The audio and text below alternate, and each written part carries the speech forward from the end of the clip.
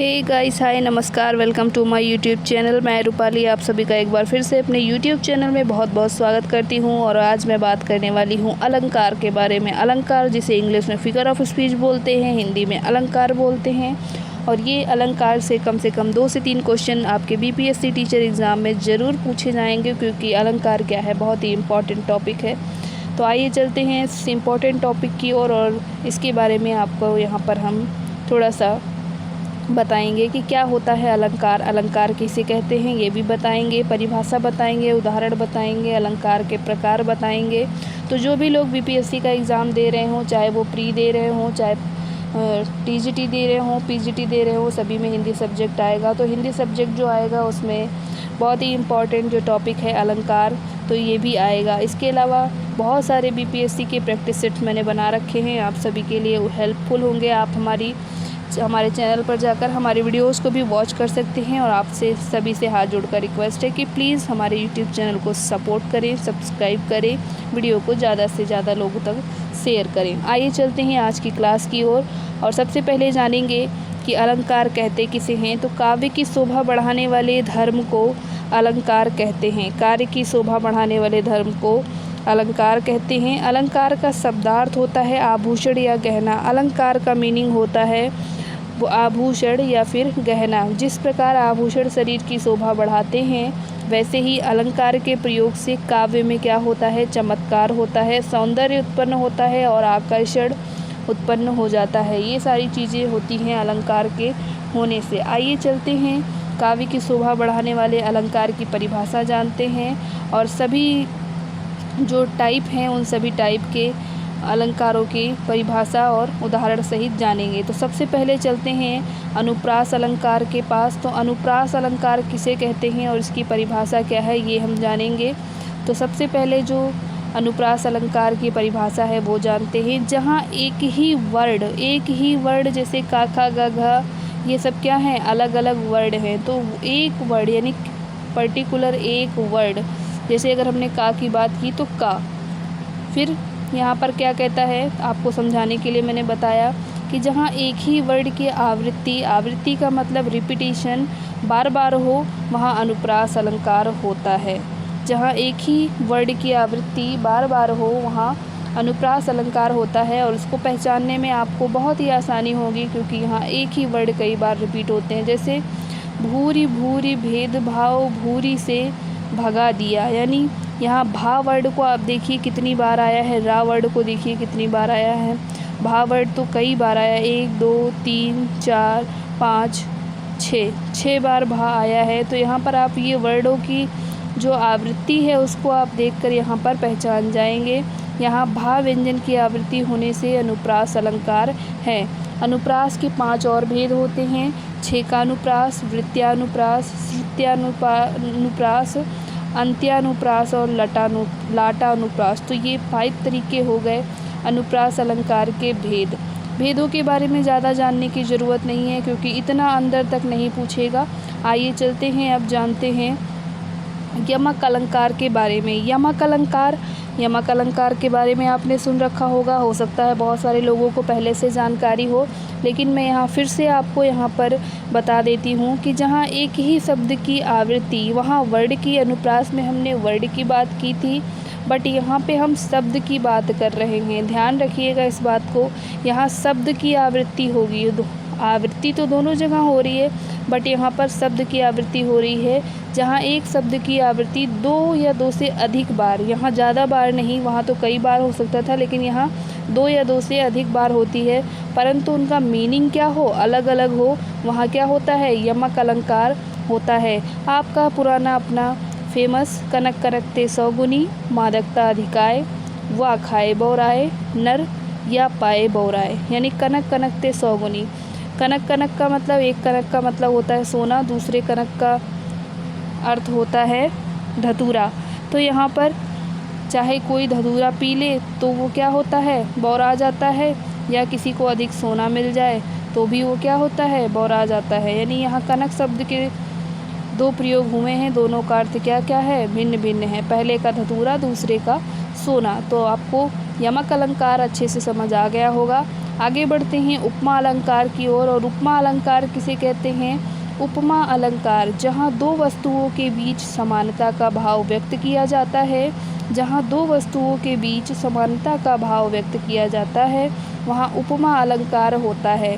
हम इसको बाहर से नहीं समझेंगे, अपने ऊपर समझेंगे। जैसे कि हमने क्या कहा, हमारे पैर कमल के समान सुंदर हैं। आपने ये एग्ज़ाम्पल अगर अपने ऊपर फिट कर लिया तो क्या हो जाएगा, आपको ज़िंदगी में कभी नहीं भूलेंगे आप। तो इस एग्ज़ाम्पल को आप अपने ऊपर ही याद करिएगा। ये तो पद जो है वो भगवान का है, लेकिन यहाँ अगर आप अपने ऊपर याद करते हैं तो आपको हमेशा याद रहेगा, क्योंकि हर इंसान अपने आप को क्या समझता है, सबसे खूबसूरत समझता है।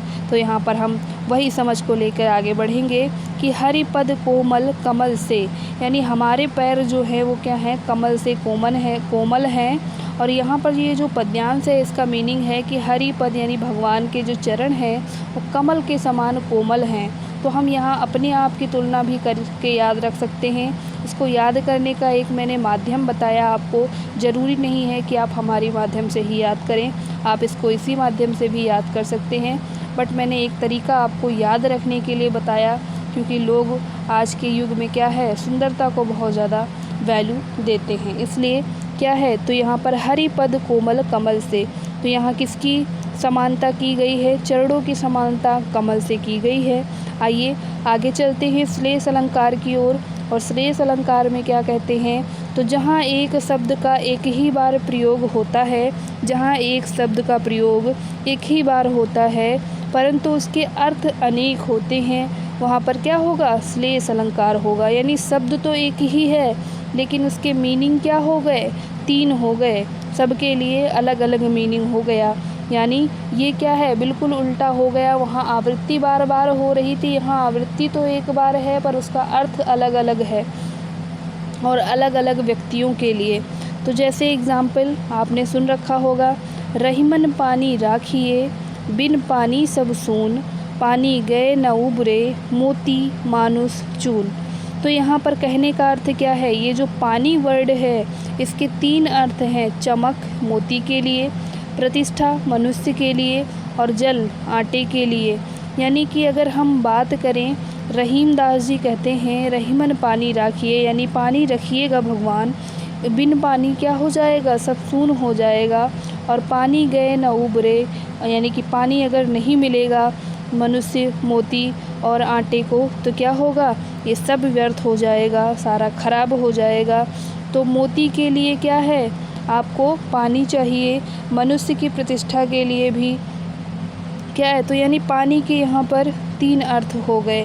उम्मीद करती हूँ ये अलंकार भी आपको समझ आ गया होगा।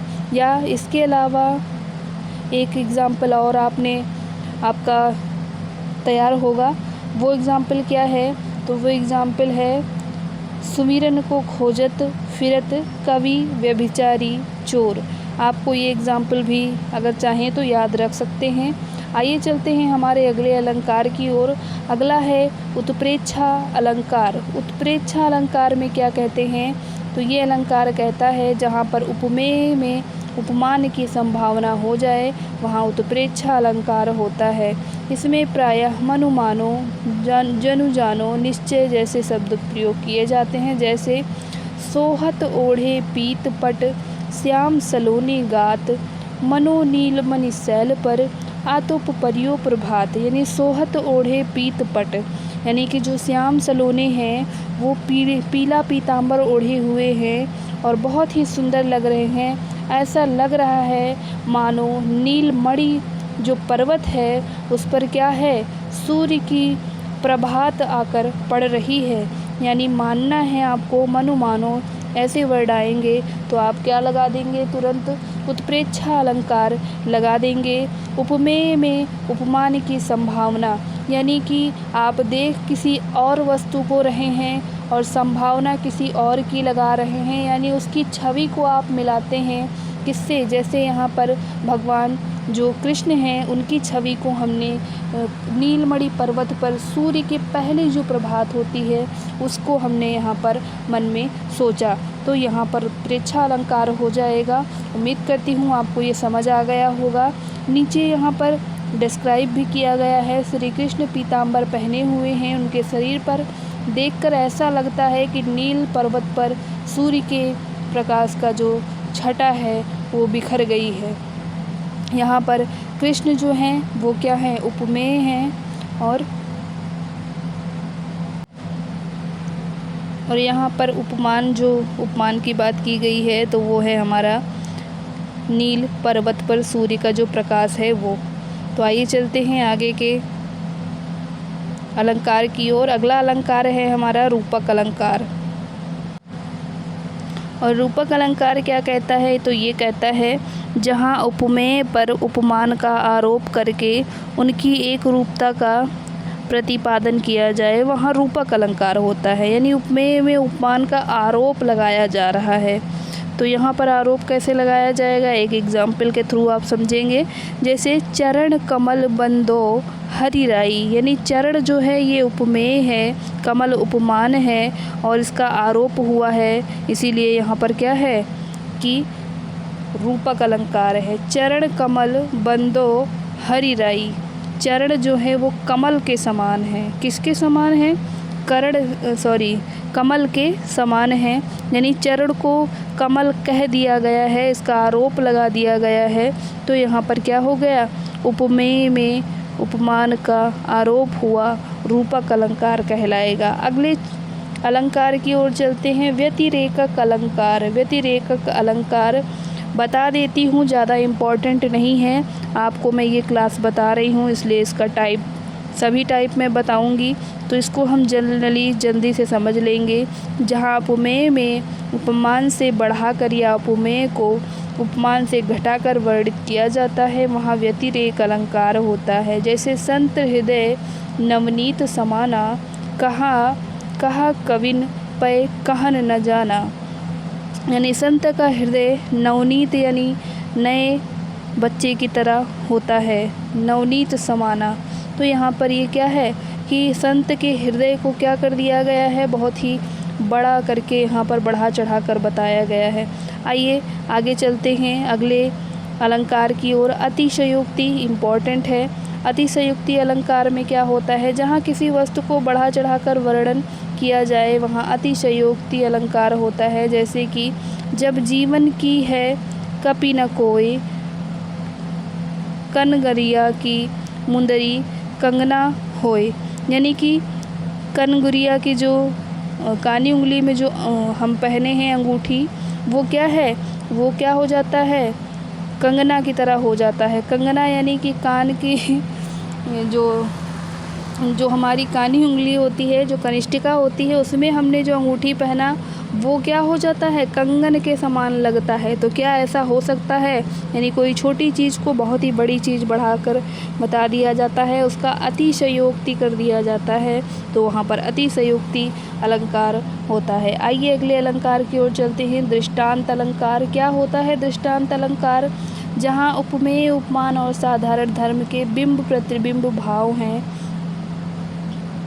भाव होता है वहाँ दृष्टांत अलंकार होता है। जैसे बसे बुराई जासु तन, ताही को सम्मान, भलो भलो कही छोड़िए, खोटे ग्रह जप दान। यानी कि जहाँ उपमेय उपमान और साधारण धर्म के बिंब प्रतिबिंब भाव होते हैं। यहाँ जैसे कि बसे बुराई जासु तन, यानी जिसके तन में बुराई बसता है, ताही को सम्मान, तो उसी को वो क्या करता है, सम्मान वो उसका कर सकता है।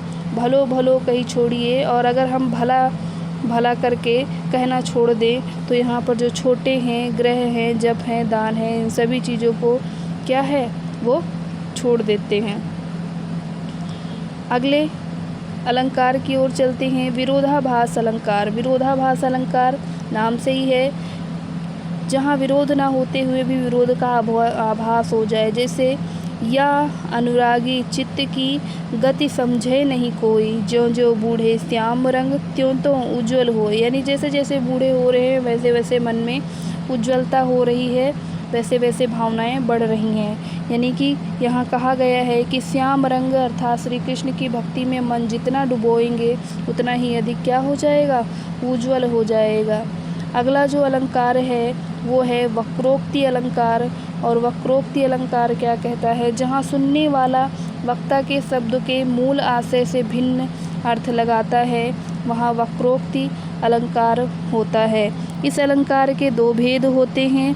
काकू वक्रोक्ति यानी जहाँ बोलने वाले की बात का कंठ ध्वनि के कारण सुनने वाले भिन्न अर्थ लगाते हैं, वहाँ पर यह अलंकार होता है। अरे कुला धर्मराज तय राम, राम कहूँ क्रोधी, सत्य कुला धर्मराज हम विप्र अस्त्र धरि सोधी। तो ये था। और आगे चलते हैं, अगला है हमारा श्लेष वक्रोक्ति। यहाँ पर क्या होगा? जहाँ सुनने वाला जानबूझकर अन्य अर्थ यहाँ पर लेकर उत्तर देता है। मेरे मन तुम बसती हो, मैं ना कियो अपराध, तुम्हें दोस्त को देत हरि, है यह काम असाध। तो यहाँ पर श्लेष वक्रोक्ति अलंकार है।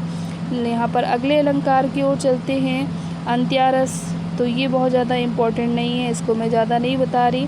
अगले जो हमारा अन्योक्ति अलंकार है, इम्पोर्टेंट है। जहाँ